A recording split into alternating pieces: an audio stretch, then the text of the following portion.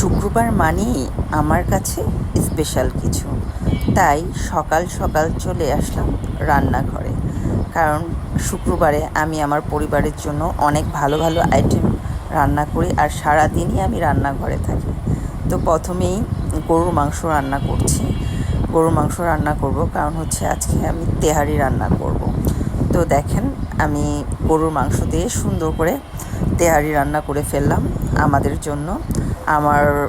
আমি, আমার হাজব্যান্ড, আমার মেয়ে আর ছেলের জন্য রান্না করব হচ্ছে মুরগির বিরিয়ানি। কারণ হচ্ছে ছেলে আবার গরুর তেহারি খেতে পারে না, কারণ ও একটু অসুস্থ, তাই ওর জন্য আবার মুরগির বিরিয়ানি রান্না করব।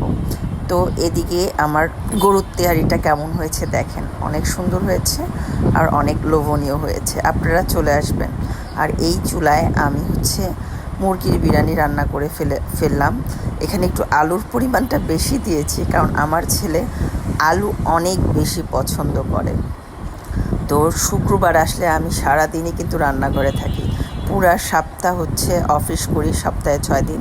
আর শুক্রবার হচ্ছে আমার রান্নাঘরে অফিস।